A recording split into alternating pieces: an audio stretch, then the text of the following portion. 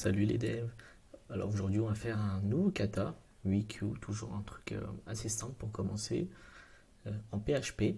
Je vais alterner une fois PHP, une fois JS, mais ce que vous pouvez faire en PHP, vous pouvez faire en JS et inversement. Alors le kata est ici, je vous le mettrai dans la description. Alors qu'est-ce qu'on doit faire? J'ai vu en avance, du coup on va donner un nom par exemple d'animal et un nom de plat qui devra porter. La contrainte, c'est que le nom de plat doit commencer et terminer par par le nom de l'animal. C'est-à-dire le nom de l'animal, là, ça commence par un G, ça finit par un N. Du coup, le nom du plat doit commencer par un G et finir par un N. Pareil pour Chicadé, ça commence par un C et un E. Du coup, là, ça commence par un C et un E. Du coup, ça retourne true. Et si c'est un brown beer qui ramène un beer claw, du coup, comme ça fait BR, et là, ça fait BW, ça va retourner false.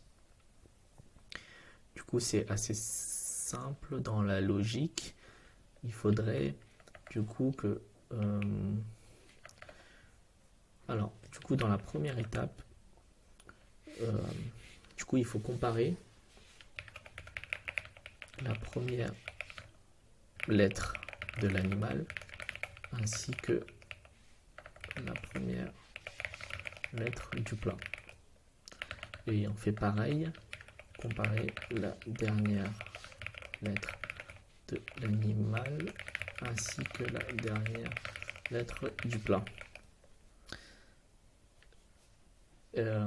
Si différent, retourne false. La logique est ça. Ok. Alors pour comparer la première lettre de l'animal et on peut du coup mettre les variables par exemple dans les variables. On va stocker la première lettre et la dernière lettre de l'animal et du plat dans des variables. On peut mettre bits first letter est égal à bits de 0 qui va rechercher. La bits last letter est égal à piste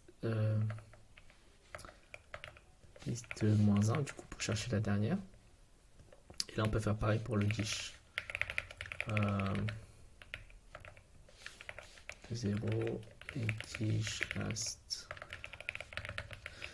dish de moins 1. Après on peut faire du coup on met la condition du if.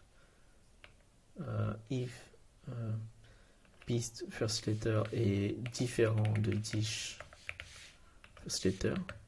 Et là du coup on met un ou parce que dans le cas où il y a un des deux qui ne correspond pas, on va retourner false. Différent de dish last listener. Là on peut faire un retourne false. Sinon ça retourne true. Du coup on dit que si la première lettre est différente ou que la dernière lettre est différente, dans ce cas-là on retourne false. On n'a pas besoin des deux conditions pour retourner false. Juste une des deux conditions, si elle n'est pas remplie, retourne false. Alors, hop, du coup, on va copier ça. On va voir si notre code fonctionne. Ok, ça passe les premiers tests. On va voir les random tests. Ça passe aussi. Du coup, le code fonctionne bien. Hop. Et vous pourrez voir le reste des solutions proposées par les autres utilisateurs. Voilà, j'espère que ça vous aura un peu aidé et je vous dis à la prochaine.